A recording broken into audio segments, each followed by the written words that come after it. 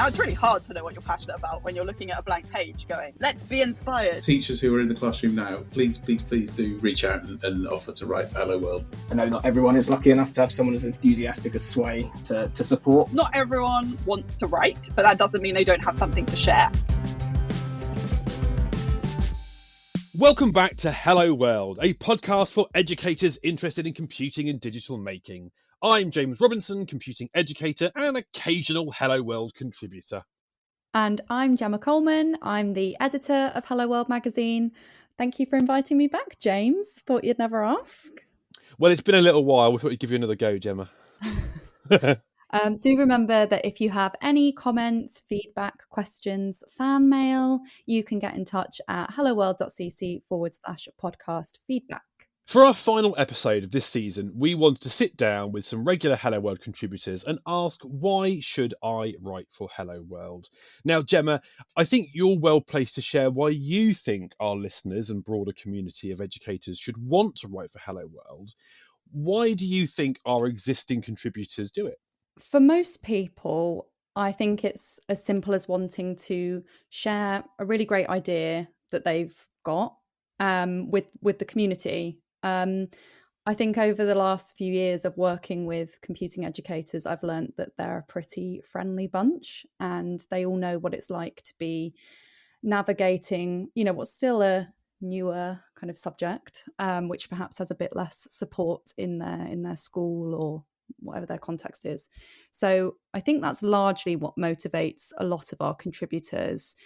But something else that I've heard quite a lot for others is that some people find writing an article a really effective way to reflect on their own practice. It's a chance to sit down and really look at an approach and critically analyze it, which isn't something that you're necessarily always going to be doing, looking at, what went right about this, what went wrong, what would I do differently next time? It's a really kind of useful exercise putting that down. Forces you to reflect, doesn't it, I think? Yeah, exactly. And that might just be something that you're used to doing once a year or whatever, but this is a really good chance to just sit down properly and be able to share that with someone who doesn't necessarily know all the ins and outs of something that you've tried out.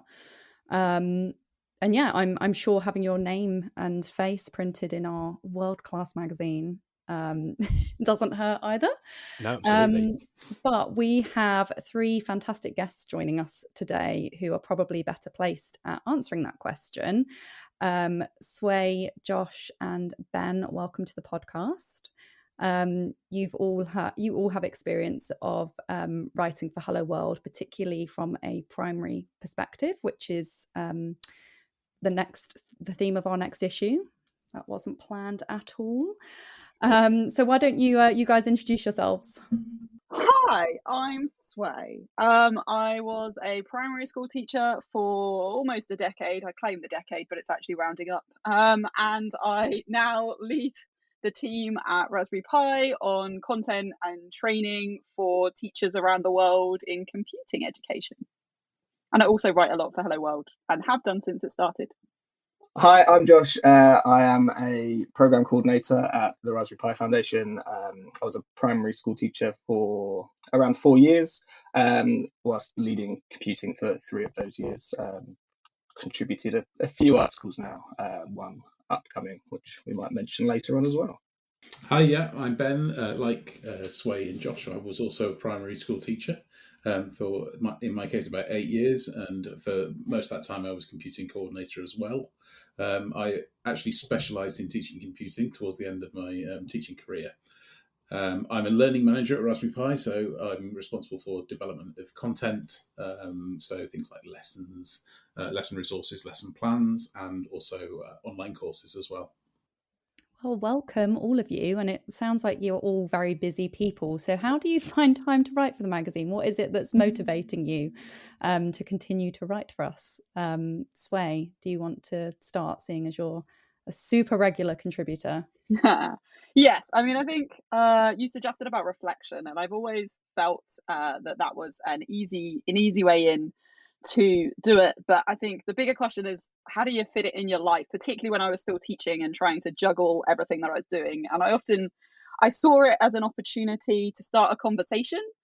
So I would write something and then people would follow up on Twitter, and again, always very friendly, but saying, oh, I read this and it made me think of this, and it would kind of lead to these other projects and these other things that I could get involved in. Nowadays, it's also a platform for me. In the role I've got, I hear from a lot of teachers and often they have questions. And when someone asks it to me, I think, oh, it'd be good if I could tell more than one person. How can I do that? And then I go and see Gemma and she lets me turn it into an article and answer that question for everyone. And that kind of gives me that opportunity to speak to a wider audience and then reduce my work so they don't all individually email us, which is great. Very cunning. And Josh, I know you often write articles with Sway. So what, apart from Sway telling you, right, you're going to write an article with me now, what is it that drives you to write for the magazine? I think, as Sway mentioned, and yourself, a lot of it is down to reflection. It's about the practice that we had when we were in the classroom, but it's also about what we're doing now, and the work that we are doing with the curriculum and other bits within the Raspberry Pi Foundation. It's a way to share that widely and that practice widely, and I think being able to write with someone who has written so many and is a regular contributor has been really helpful for me and my development in that situation as well. I think that's really interesting as well, because I think we've had a really busy few years here at the foundation producing lots of other content, and so being able to kind of step back and reflect on what we've learned through developing that content is a really valuable opportunity as well. Ben, what does it mean for you? Why do you write for the magazine? Yeah, there's some similar messages to that, which we've already heard. It's a really good opportunity to kind of write outside the kind of confines of our day-to-day job. So when you're writing curriculum, you very much kind of, to write into a set of fairly fixed parameters. But writing for the magazine, you can be a bit more creative, chuck in a bit more opinion. I do like writing opinion pieces. In terms of sort of finding the time to do it, I'm lucky that I'm really well supported by the organisation. So writing Hello World articles is in my objectives. That's not the reason I do it, but it is. And that means that I have the time allocated to actually do it. And I think that's really important. You have to give yourself time to write. It's not something you should look at as a task which you do on top of everything else. It's, for me, part of my job. Yeah, and I think people can see it as part of I hope people can see it as part of almost as like a professional development thing where, it's a really good practice to be reflecting, and it's a really good practice to be connecting with the community. So, it's a really nice chance to do this, and hopefully when you start writing, people enjoy it. I mean, I hope you guys enjoy the writing process. They just do it so they get to talk to you on a regular basis, Gemma. That's what it is. That's what it is. I am lovely to work with. I am a delight. So. Ben, you mentioned there in your comment that you quite like writing kind of opinion pieces, and I wonder if across the group of you, whether you have preferences for the types of things you like to write about or the style of things you like to write. Maybe Sway, because you've written a number of pieces now. Do you have a preference for what you write about? I know the answer. Well, we'll see if I say what you think. I think generally I go with write what you're passionate about is the easiest thing. Now, it's really hard to know what you're passionate about when you're looking at a blank page going, let's be inspired, and you just can't. But usually it's something where I really agree with and I want to get more people involved in the conversation and aware of it. So often for me, that falls into primary. I've got something coming up on EOFS, which we'll talk about more in a bit, but also in terms of areas of computing, you talk about less. There's very few articles I've written on programming, not because I don't love programming, I do, but everyone else writes about programming, and I feel that there are other areas that I can offer inspiration and insights to. Other things I try and do is, if it's relevant to the time, if there's been something that we've been really talking about or working on that's really just pertinent, like, let's not make extra work for ourselves. If I've already had 10 conversations this week about progression, I could just write that down and I've gained an article. So it's really important for me to kind of do something I'm excited about, definitely, but also do something that is relevant to the work I'm doing and not to add it on as like an extra thing I've got to make time to do, because I've already got all this great people that I can talk to and work with and get their ideas. Josh, how many you've written? What, your third article recently, something like that? I'm becoming a regular contributor over the past few issues, which is nice. I think I don't necessarily have a specific topic that I like to write about. I think for me, it's all based on the personal experience I have from the classroom.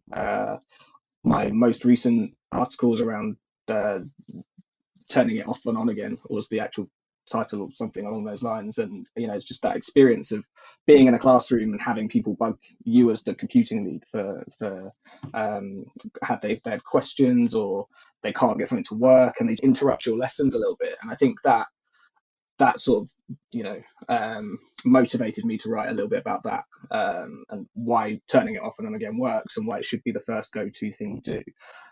So I think it's just areas of personal experience that I've got from the classroom, and just bits that I've heard other people's perspectives on also really helps. Just listening to the team that I work in, they've all got such good ideas, such brilliant subject knowledge, that it's really easy to then assimilate some of that knowledge and start disseminating it into an article of some kind. I think what I really loved about the last article that you wrote, Josh, I've got it up on my screen here. It's "Have you tried turning it off and on again?" That's the official title.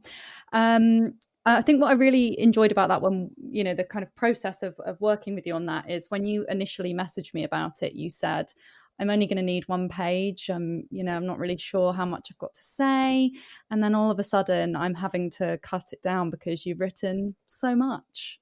And I think that happens all the time, is people think, when they first get that blank page in front of them, they think, "Oh God, how am I going to make it up to the word count of, 500 words, one page?" And then all of a sudden they start writing and they've just got so many ideas that they're trying to get down and fizzing with kind of excitement and passion. So I think that really feeds into what Sway said about, if you write about something that you're passionate about, that's a really easy in. Passion doesn't necessarily have to mean, it doesn't have to be like a really positive thing.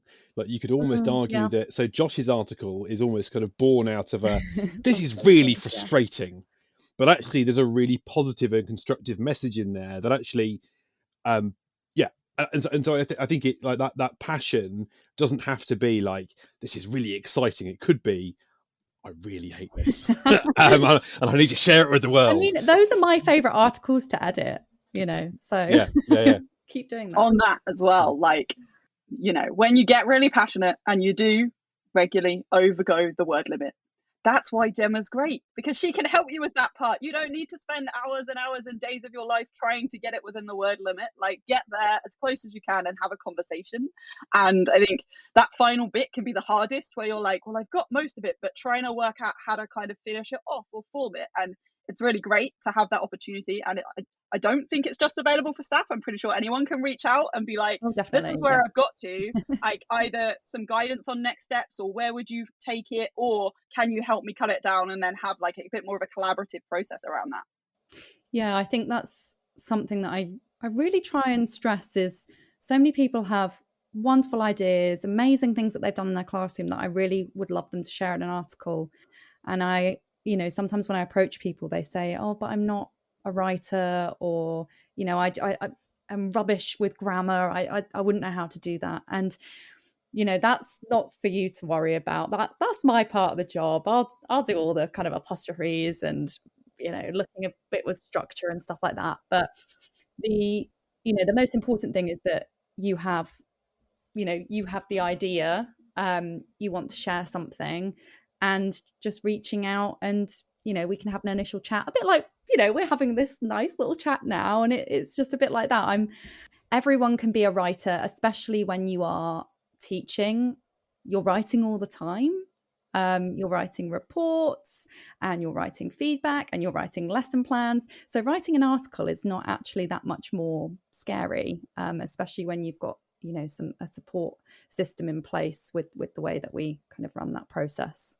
Yeah, I would urge, first of all, I'd urge teachers not to bother writing lesson plans, because they can use the computer curriculum. So they don't have to worry about that bit. I would really stress that teachers who are in the classroom now, please do reach out and offer to write for Hello World, because I'm conscious myself that I'm over 4 years now out of the classroom. So a lot of the things I write now are kind of things to do with how things have changed during that period, but not necessarily relating it directly back to classroom practice, because I don't have that recent experience. So there's a couple of things I've written recently.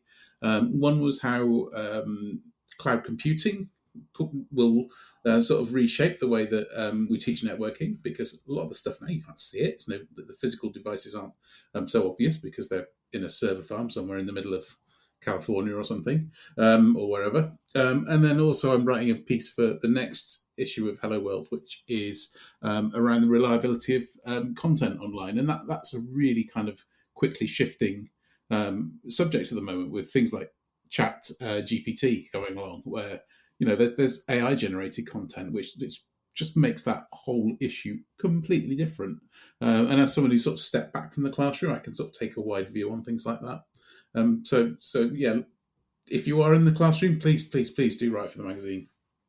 Yeah, and I think it's interesting to hear from people with different levels of experience as well. Like, it's great to read articles from teachers who have been in the classroom for years, and have all this knowledge that they can share. But it's also really wonderful to get articles from people who are newer to the classroom, or who perhaps don't have that, that specialist computing background. And that's what this next issue is all going to be about, really. Is there'll be a range of different experiences of primary teachers. So we're hoping to hear from a lot of people that don't have that that computing background, and how that affects their teaching and the things that they've learned, because everyone has something really useful that they can share with others, and know that there's other people in the exact same position as them that really want to know how they've dealt with something. So I think that's the thing as well to say, is that the magazine should be written and read by people of all different kind of levels of experience and knowledge in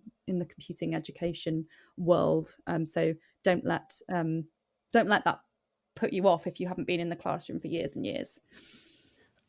We touched a little bit in there as well on sort of like process, and I know that like I've written a number of pieces for Hello World, but mostly for the recent big books, Gemma. I think that before that, I don't think I've had many pieces that I've written and had like a byline by me, but because I find the process, I find that quite hard, and I wonder whether and that's a very personal thing. I find it quite hard to kind of commit words to the page sometimes. But what are other people's processes look like for writing? Sway. So I'm going to tell you about two different routes I go, because sometimes I just don't have time to write a piece myself. And so one of the things I really like to do is find someone else who has all these ideas in their head and get them to do all the work. No, that's not true. But basically, I think one avenue I go down is, not everyone wants to write, but that doesn't mean they don't have something to share. And I think it's a really nice combination that I can write it down, but sometimes I haven't had the time to do the upfront. So that process very much looks like me finding someone who is interested in the same kind of topic or area that I'm interested in, and saying, let's have a call, let's have a bit of a chat. Download your brain in, like, just say it out loud, and I'll make some notes and I'll start just writing down anything on that topic, and then that'll lead to lots of different avenues and this massive thing that we couldn't possibly write because there's too much there. Then what I tend to do is I start to refine it, and I start to chunk it and be like, oh, would you put this here? Oh, you think this would be here? Okay, you put that up there, you move this down there. And we very much get to a stage that I have a page of bullet points that is an article. And then my job is to take that, and I spend very little time just writing them in full sentences, and then check with the person, and they generally might offer a bit of feedback, might be like, oh, you could have used this example in there, which is great. But suddenly there's an article written, and actually neither of us have felt the process to be this long thing or that we spent loads of time on. So that's kind of one way, and I really like writing that way, and I try and find different people to work with. The other one is if it's just me doing it by myself, where I generally go to Gemma and I'm like, I have these ideas, because I always start there because you don't know what everyone else is writing.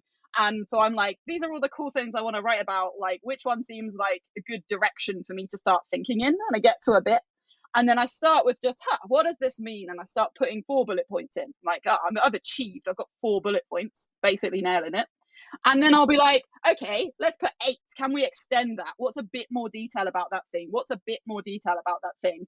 And we've really got into the process of spending lots of time planning, as in lots of time being more than the 2 minutes that you might usually spend thinking about it before you write it because you're busy people.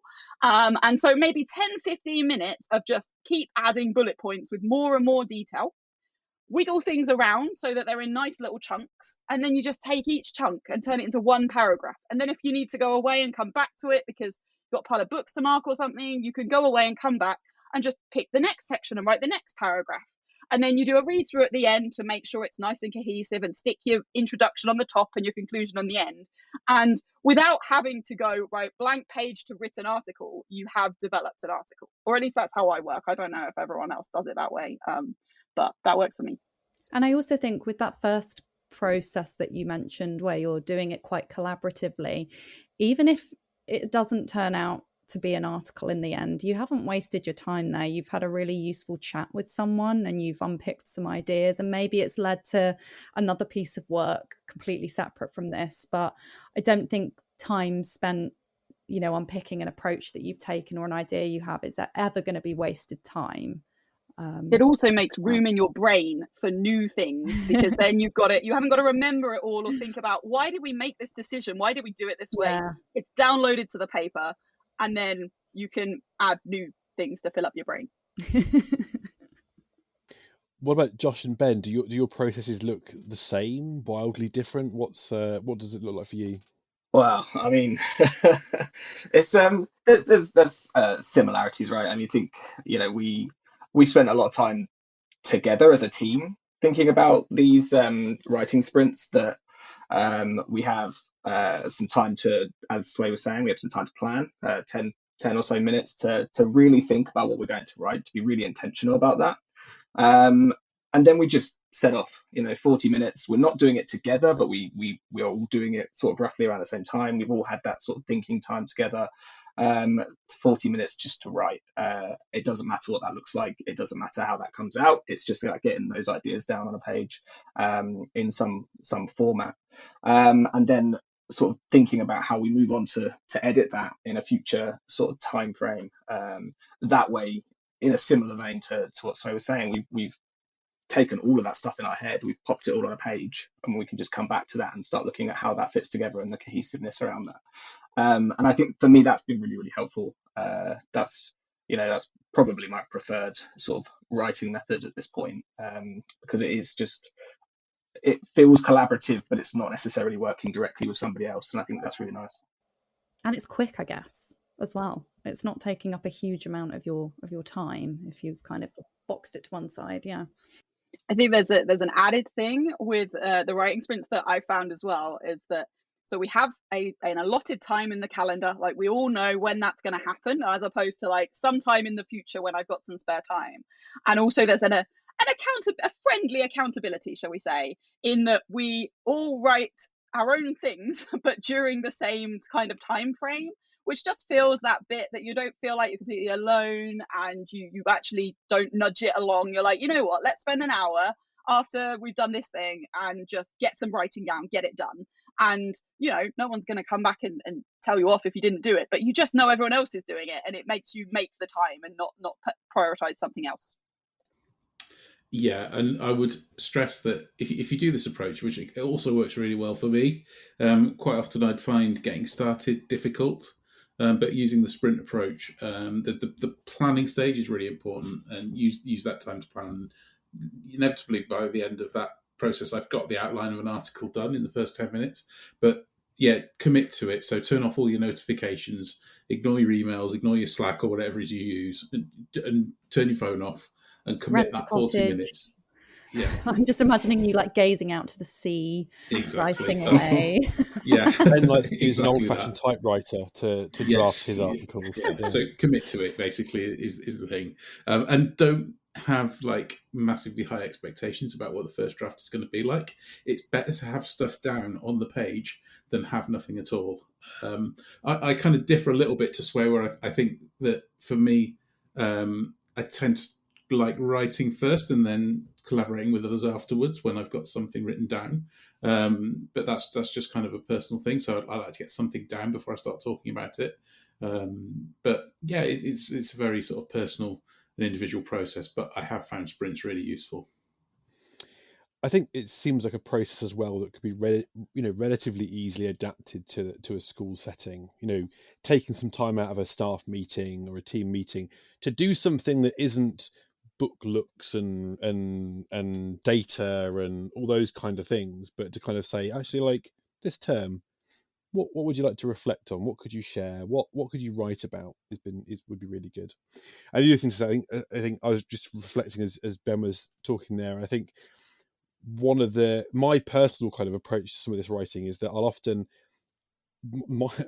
I have to I start with something blank and then I get something done and I send it to somebody else to read, and then once it's done I'm like, it's done. I'm not very good at the redrafting process necessarily, so I can see a sprint kind of being quite useful, because starting with like a crib of what I'm going to write and then just sitting down and bashing the thing out and then handing it off to somebody else to kind of do the editing and the because I get bored quite easily. I like to move on.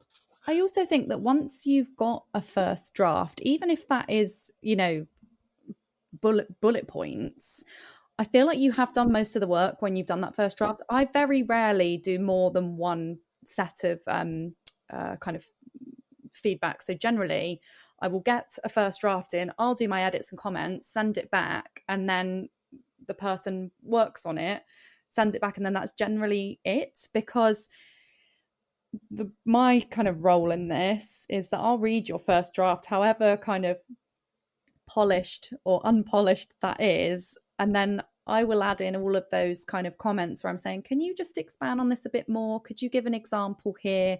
What does that mean? Could you just unpick that for us a little bit? So that's, that is part of the process. Is you're going to have however perfect your first draft feels, I will always have some comments.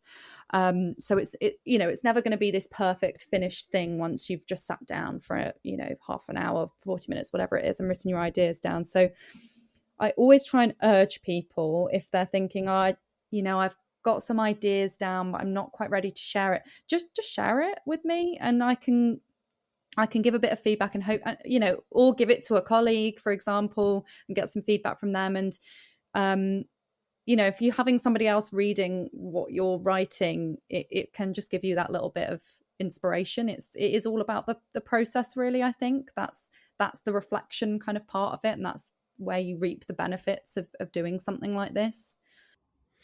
Yeah, something outside the scope of computing here, and I don't know if it's relevant for this podcast, but I'm going to say it anyway.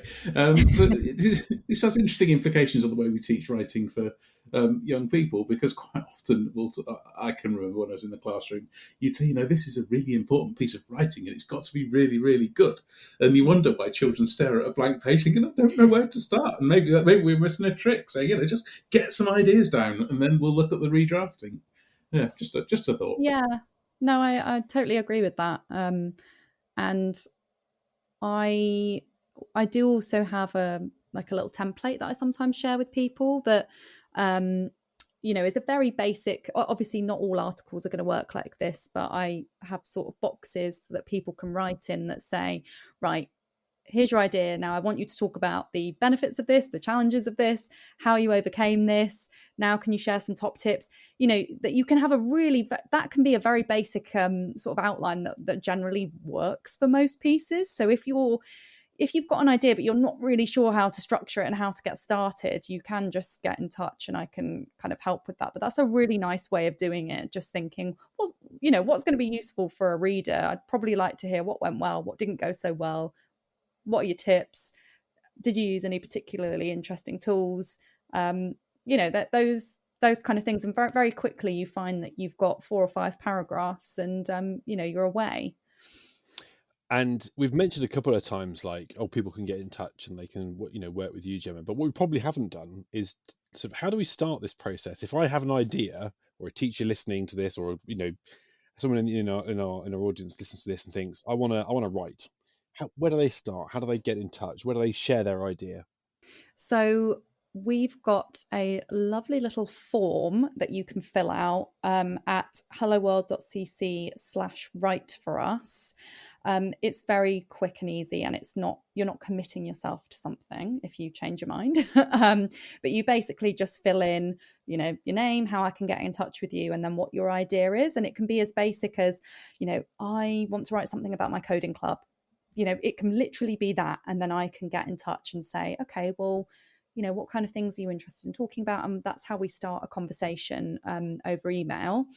And, very often I will set up, if somebody wants to actually talk to me, not through email, I've set up calls before if somebody wants to, bounce some ideas off. But that is the starting point. It's literally just writing, here's what I'd like to write about. Here's how you get in touch with me. And, it begins. And sometimes that process can take a long time. Sometimes somebody might have an idea and then say, actually, I'm really busy now and I'm not going to be able to come back to this for a few months, or this is going to take me 5 months to write because I've only got this much time and there's lots of stuff going on in my life. And that's absolutely fine. We've got plenty of issues, and we can always push things back to another issue if you're finding that the timescale isn't working for you. We're pretty friendly. It's quite a nice laid back experience. Yeah.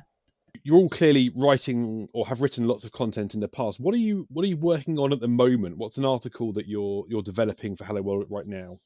I'm writing an article at the moment which is about the reliability of online content, and that sort of spans a number of kind of media and platforms. So everything from what young people might see on social media, TikTok, Twitter, Instagram, etc., to how they might see news presented to them, and the balance of that news, and how they can distinguish between what's an opinion piece and what's fact. And then also, as I mentioned before, moving more into the AI sphere of things as well, where we've got things like ChatGPT, where content's auto-generated, and there's a whole load of other things to consider when looking at if something is reliable or if something is even like human generated. So there's quite a lot of scope for discussion around that. So the article at the moment's got quite a lot of questions in it. It cites sort of reports and stats from various different sources. So I'm sort of at the ideation stage, and I'm just trying to get it to a point where it presents kind of a coherent flow at the moment. But I've enjoyed writing it so far.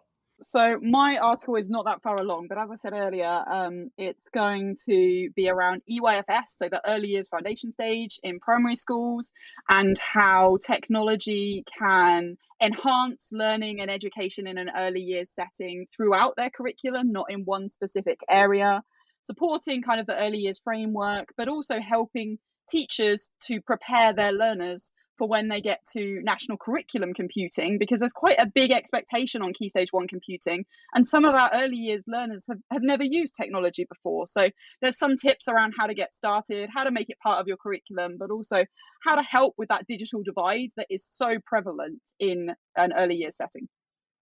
Yes, so I'm laughing because I think my the level at which my article is at the moment has been a bit exaggerated. It's coming on. It's going well, but it's definitely not that far along in terms of completion. But this article is focusing on algorithms at the primary level. It looks a bit at what they are, what they look like, how they're represented, particularly utilizing some of the computing curriculum work that we've done, and how they are represented throughout the primary units for this curriculum. And then just looking at how to choose which one to use, which is the best one to utilize for a specific unit, which one is the best one to use for a certain age, or looking at a certain construct, things like that. So little bits of tweaks still going on, but it's definitely coming on at some point in the future. Well, I just know that I'm going to get a super long article from you, Josh. So you've got so many. It is already over the word limit. Well, I'm very excited to read all of those in the next few weeks. So I guess as we're getting to the end here, it'd be lovely to hear from the three of you what advice you would give to people listening that want to get started with writing, whether that be for us or just for themselves. So could you each give a top tip? Yep, I can give a top tip. I mean, one is harsh, so if there's spare time, I'm going to double back and add some others. But the first one that I will share is that what is in your head is interesting and relevant, because the amount of times I hear, oh, well, nobody will, no one needs to know what I'm thinking about, or, well, I don't have anything to say, anything important. And like Ben touched on this earlier when he was saying, like, you're in the classroom, you have to reflect and make decisions every day. Lots of people are wondering the same things of you. Is this the right way? Should I do it this way? What else could I do? The more people that share that, the more ideas you get and the better you get at your job, which is always helpful and minimum effort. So that's my top tip. That's a great tip, Sway.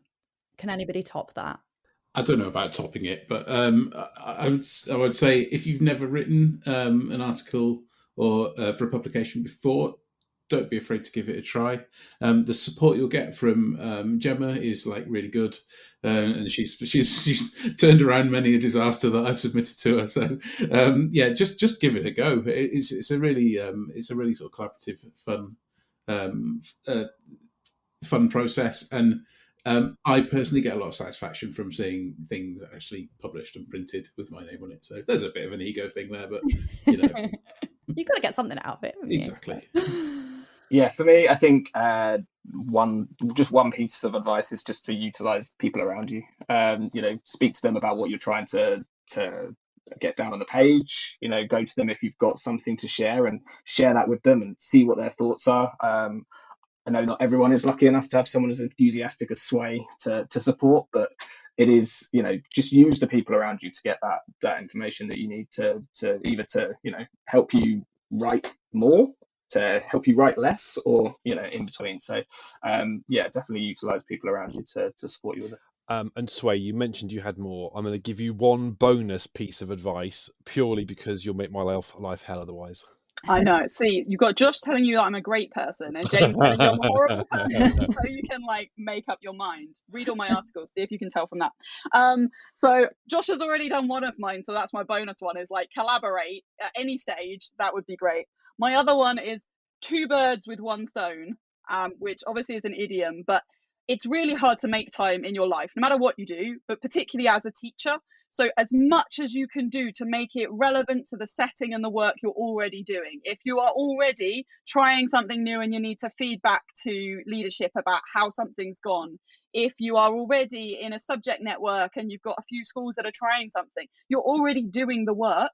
Just spend a little bit of time writing it down with some colleagues and you will have got an article done, got all of these great reasons for why you should, and it won't have been this extra weight or burden for you. Great. And I think that's been a really valuable conversation today. I've really enjoyed hearing about the upcoming articles, about the tips and tricks, and about your own individual experiences and motivations for writing.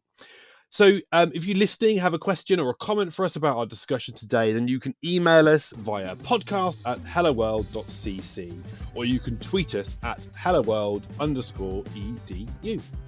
My thanks to Ben, Josh and Sway for sharing their time, experience and expertise with us today. That's it for this season of Hello World, but we'll be back later this year with more conversations about computing and digital making, and we hope that you'll join us then. So Gemma, what did we learn today?